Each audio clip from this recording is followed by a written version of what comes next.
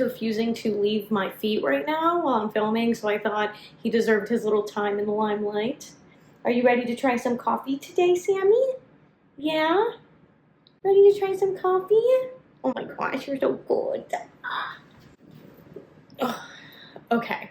In case you guys wanted an update on Sammy, not that you asked for it, this is actually his vlog though, not my coffee review video today. He's going through it. We have a bunch of boxes like behind the camera right now. We have a bunch of boxes because we're moving, like I mentioned a few times already, and he's set in his ways. He's old. I don't know if I mentioned this, but he's literally like 15 years old, and so he is just going through it. He's not happy with the fact that I am selling his cat tower and had to disassemble it because we're trying to make this move as easy as possible. We will be getting him new things, don't worry, but he's just going through the motions right now. So excuse him for being a little bit needier than usual. He might come in and start meowing, but to help us cope with it, more like me cope with it, right? Because Sammy can't drink coffee. We're going to be continuing with reviewing the products that I got while in Italy. In the video, my last coffee related video, we were talking about some of the third-party pods I bought as well as some of the compostable pods. Reviewed those in my last coffee related video, so feel free to go back and watch that. But today we're going to be going through a few of the third-party pods because I do have a couple more sleeves other than this. But I thought today we would go through some of the least intense ones and work our way up, as well as the matcha pod. So we're going to be reviewing the matcha ones today, and we're going to be reviewing the single origin Sumatra pod at an intensity 10, and then the single origin Guatemala pod at an intensity 5, which I'm really excited about. So I say we work our way up. We start with the Guatemala and then we end with the matcha because I'm very intrigued. I know TJ was actually really excited about trying this matcha, so I want to give him some thoughts on it before he tries it. So we're going to be reviewing that one today in addition to some coffee. But I say we get into it starting with the Guatemala pod. Again, it's an intensity 5. They say they recommend it as an espresso, a lungo. You can do it iced and with milk. That's how they recommend trying it. I don't know if you guys can see that here. Hopefully you can.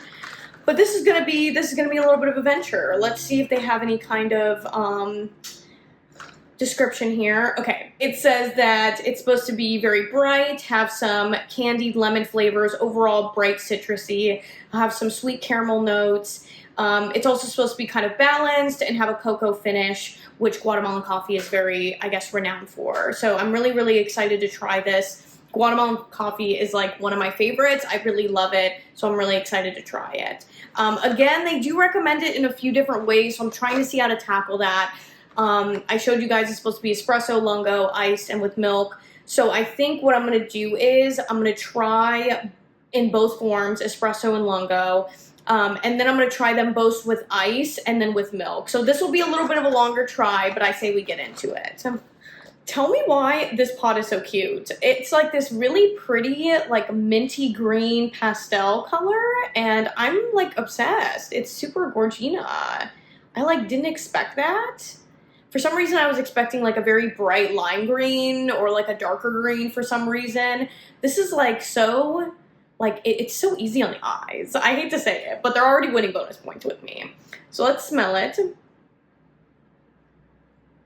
Definitely very, like, mellow smelling. It has some cereal notes, but also that hint of cocoa that they were talking about. I can definitely smell it. It's like a bitter, kind of intense smell at the very end, but overall very mild. Not very aromatic at all unless you're, like, getting really close to it. So let's give it a try.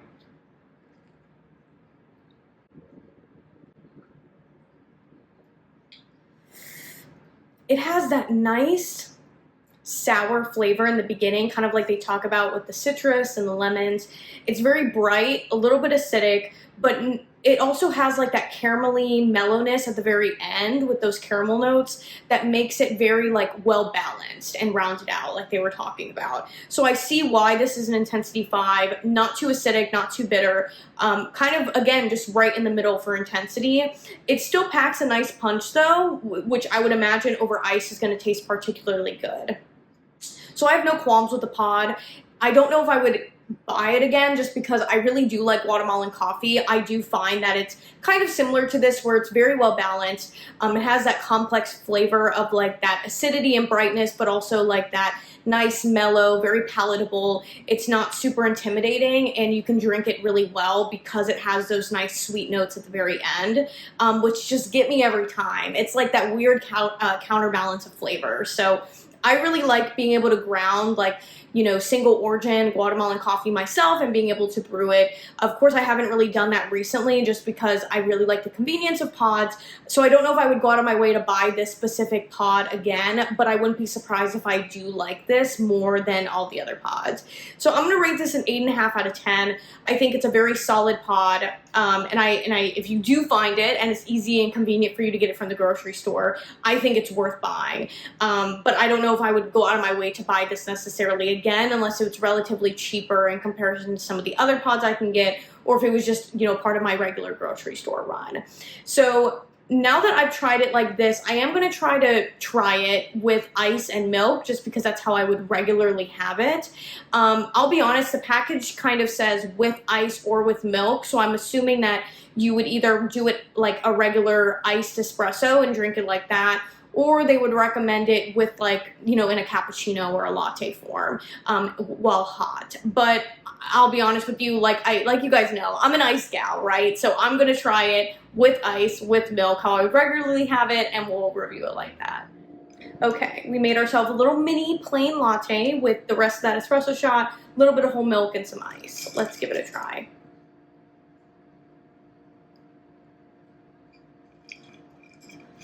I'm actually really surprised because I can still get a little bit of that acidity even with the whole milk. And, you know, whole milk I think is one of those milks where I could just easily pair it with an espresso shot that maybe I don't like, and it'll mask a lot of that like really bitter or really acidic flavor. But even with the lower intensity of this pod, I'm still getting a little bit of that nice acidity. It's definitely not as like citrusy as before, but I'm getting a little bit in the very beginning, and it's still very, very mellow. I'm getting a little bit more of like malty and cereal notes, but that just might be how it interacts with the milk. Yeah, I actually really like it like that. I'm like obsessed. Okay, so I really like this. It doesn't change my rating though. I still think I'm going to keep it a solid 8.5 out of 10, but I'm interested to see how the Lungo is going to react to this, just because I feel like the Lungo, because of the higher coffee volume, it's not going to interact as much with the little amount of whole milk that I put in this to begin with. So the water mites, and you guys know I tend to think that Lungos taste like watered under, but we'll give it a try. Okay, so let's give the Lungo a try now. Okay, I brewed the shot in a little bit of a bigger glass because I know that it's going to take up more coffee volume, and my little espresso cups are not going to hold all of this. I will say the crema is really nice for a Lungo. However, while it was brewing, it smells so much more acidic in a Lungo form than in the espresso form, which I'm really shocked by. It smells very bright and citrusy. Okay, I say we give it a try.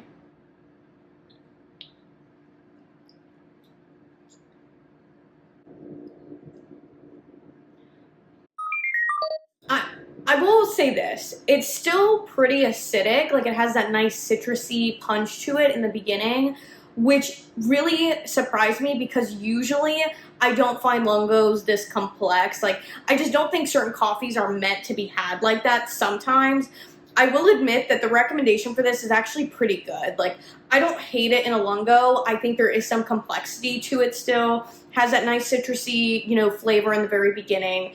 I will say it definitely like flattens out the taste of the cocoa and the caramel. So it's just generally a little bit more earthy tasting now that it added a little bit more water, along with that little bit of like citrusy acidity, all that fun stuff. So I'm eager to see how it holds up in an iced format. So I say we try it like that. But I definitely prefer the espresso form than the Lungo form, which is not really a shocker. Because I tend to feel like that anyway. So yeah, let's give it a try like this. We'll see how it goes.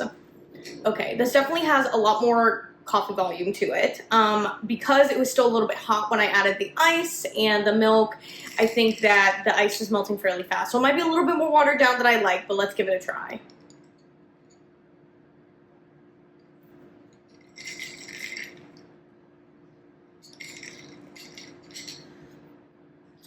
actually really shocked because the acidity is still very much there, even when adding that little bit of whole milk and with adding ice. So I'm actually pleasantly surprised. I think that the way you prefer this pod, especially with how supposedly low the intensity is in comparison to the other pods that I bought in that little haul, I'm actually very pleasantly surprised with this. I like it.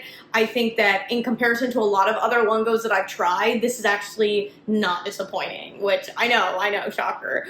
So I actually like it. I still think I'm going to keep my rating a firm 8.5 out of 10, like I mentioned before, even with all of this. But I'm very impressed. It still has that acidity, still very much flatlining in terms of like the other complex flavors that they talked about with the caramel and the cocoa notes, at least to me.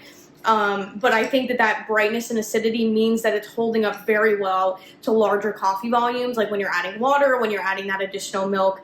Very, very pleasantly surprised by that, rather than just turning into like an earthy mix of like weird water and coffee. So take that as you will. I think the way that you're going to like this pod, if you ever do get a hold of it, is very much going to depend on what you really enjoy. I like creamier coffee, so I tend to go for cappuccinos. I tend to go for lattes and latte macchiatos and all that fun stuff.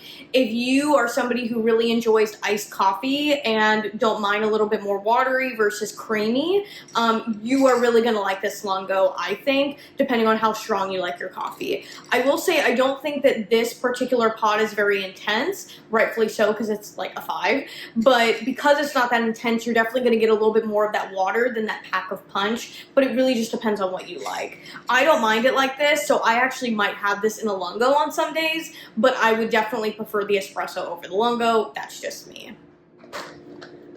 Y'all, I'm just baffled. Like, I guess traveling really does expand your mindset, like they say, because I'm just having all these preconceived notions about whether or not I like Lungos, whether or not I like more intense pods. Between this video so far and the last coffee-related video with the compostable pods, I'm just being kept on my toes. I'm kind of obsessed with this. So let's continue on in the journey. We're going to be trying the single origin Sumatra pod next. They recommend it as an espresso with milk, which will be very interesting. So I guess it's more of like a hot latte moment and how they recommend it. So we'll try it just as an espresso, and then we'll try it with milk, just hot. And then it's supposed to have earthy and herbal notes. It's supposed to be full-bodied, have a little bit of spiciness, a lot of dried herbs, fresh earth, with almost no acidity, apparently. So I don't know, man. I don't know how I feel about Sumatran coffee. I keep going in and out. Like, sometimes I really like it, sometimes I don't. So this will be a journey, like I said, expanding our mindset. So I say we give it a try. But I would be lying to you if I told you I wasn't nervous about this pod specifically, because I just don't know how I feel about Indonesian coffees. Like, those are definitely coffees that keep me on my toes, because sometimes I'm really in the mood for it, and other times I'm like this is just too much for me in a cup. So let's try it. Let's break it open, y'all. So very much like the Virtua pod as well, where it has that like nice little deep red color. So let's brew it. Okay, I decided to brew it in a little bit of a bigger cup just because I know we're going to add milk to this. So let's smell it.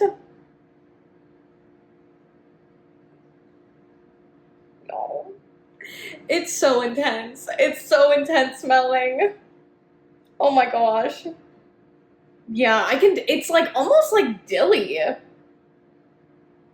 It's like, it does smell like herbs, which is so weird. But it also smells kind of like tobacco-y a little bit, which I know is not one of the notes, but it definitely smells herbal. Definitely smells very intense. Ooh. Y'all, I can't believe I have to try this. Okay, let's do this.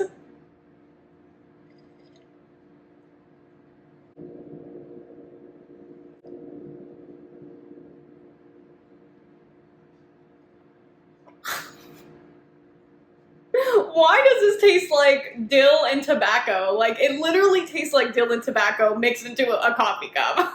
I don't know how to describe this other than those 2 words, and it's very bitter. It is very bitter. They're right. It has no acidity, and it's very full-bodied. I just don't know if I like that full-bodiness, okay? It's definitely earthy, very roasty. Maybe that's a lot of the taste that I'm, like, tasting, but it really does taste like dill, especially like it's just herbal, I guess, but I'm getting a lot of dill for some reason, and I'm also getting a little bit of like tobacco earthiness.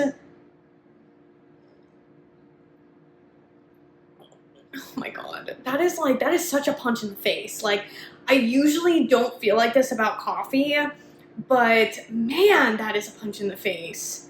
That is like, whew, wow. That is like, I don't even know how to rate this because I feel like it's going to be so strongly influenced by my personal preference, but this is not my personal preference at all. I really do like that it's complex and fun. Like, I could see how there would be a group of people that really, really enjoy this coffee. So if you like Sumatran coffee, this is going to be for you. But to me, this is going to be like a solid 2 out of 10. I do not think I'm going to buy this ever again. I can appreciate the complexity. I can appreciate all the different flavor profiles that I'm tasting. Like, I can safely say I've never had a shot of espresso like this.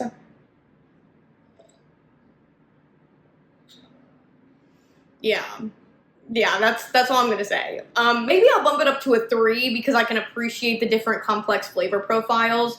But this is a lot. This is a whole lot. Like, if you are going through it in a morning and you just want something to make you not feel ever again, this is gonna be that cup. Okay, just get a shot of this and then go to work. And I guarantee you nothing is going to be as bad, at least in terms of like the punch that you're going to get, than what just hit your tongue that day. So yeah, I don't know, man. I don't have high hopes. Maybe the milk will kind of make this a little bit more palatable, but this is one of those shots on its own that I don't think I could ever drink. And again, I don't think it has anything to do with the way that, you know, this third party specifically made it. I think it just has everything to do with my preference for coffee in that region, like strictly personal. If you really like this, I think you should definitely try to get your hands on this, but it is very intense. So I'm going to keep it at a 3 out of 10, only because that's my personal preference. Don't think I'm going to buy this again, but let's see how it is with milk. Okay, now that my tongue has regained consciousness, I frothed and heated the rest of my whole milk that I had on hand in my little Bodum electric milk frother. I only did a little bit, put it in just to kind of balance it out to see what that would be like. Let's give it a try.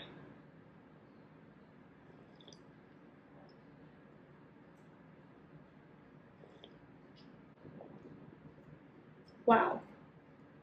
Even with the creaminess of the whole milk added to it, still very much like an intense coffee flavor with the herbal notes and the earthy notes that the pod description was talking about and what I tasted before in just the regular espresso shot. So again, I can really appreciate that complex like mixture of flavors, and I think it would hold up really well in an iced format. And if you're somebody who, like, personally, I could drink this just as is and be completely fine. Like, it's still intense, but the creaminess of the milk brings down a little bit of that intensity just to make it a little bit more palatable.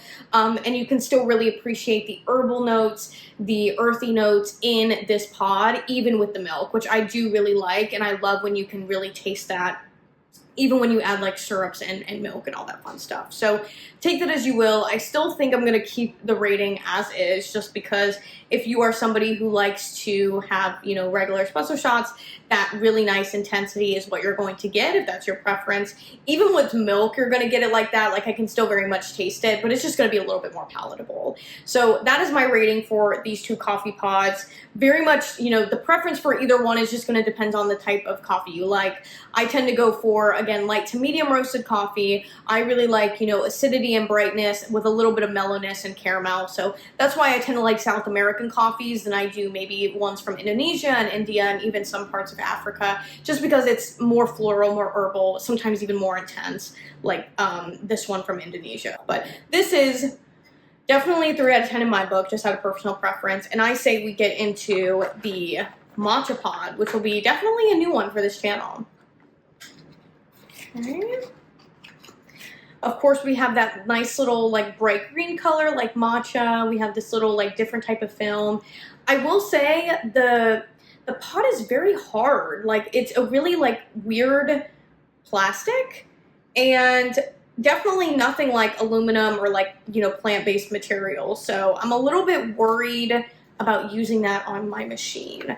And also, I didn't realize this when I bought it, but in reading the ingredients, it looks like like in this little pod, it already comes with sugar, dehydrated like glucose syrup, milk powder, matcha green tea, and some other like, you know, salts and stuff like that. So I'm a little bit like, I'm guessing that's why the material needs to be a little bit harder to keep all those ingredients in.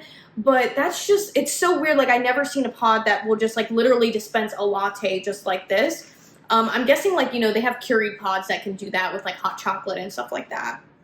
But that's just so weird. And I'm a little bit worried about using this on my machine.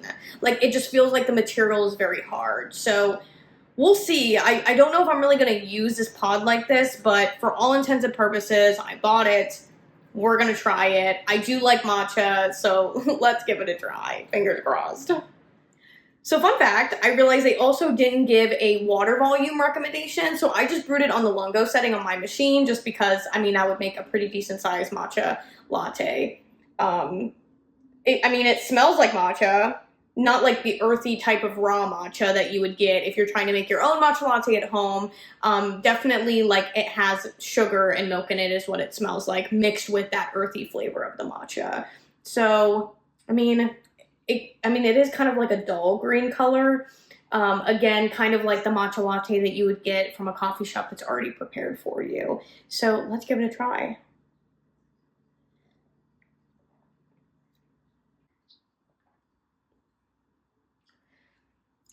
It's good. I mean, I should say it's not bad, right? Like, it is a little bit watered down tasting though, and it makes me think that like I was supposed to put less water volume in it, but at the same time, like, who just has like an espresso shot worth of like milk, matcha, and sugar? Like, I think that's a little bit weird. Like, if it was a raw matcha form, then I would have it in like, I guess like a little shot and just drink it like that. But to have a whole latte in an espresso volume, like an ounce, I think that's a little bit weird. Like, maybe I'm just not thinking about all the possibilities. But this just tastes a little bit watered down. So it's definitely not as nice and strong as like a matcha latte that you would make yourself at home. Like, if I'm gonna have a matcha latte, I like that strong earthy flavor. I like the creaminess of the milk and whatever, you know, syrup or sugar I decide to add to it. I definitely get some notes of like earthy matcha, milk, and sugar, but just because it's been so processed and because of the water volume being a little bit more than I guess what it's built for, it's just like watered down matcha. It's to me, it's not that great. I definitely wouldn't go out of my way to buy this pot again, and I don't know what long term it'll end up doing to my machine, just because I couldn't imagine that these machines, like, it says it's compatible with all Nespresso Originalline home machines on the box. But I don't know, I just feel like the plastic was so hard that like, it just doesn't seem like it's well fit for pots like that. But yeah, I'm just gonna rate this a 2 out of 10.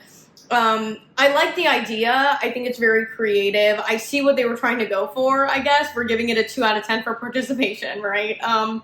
It's fine. I don't know. I find such immense joy in like making my own matcha and making my own coffee that like when you already have like some pre-made stuff, it's just kind of like you don't get to really customize it.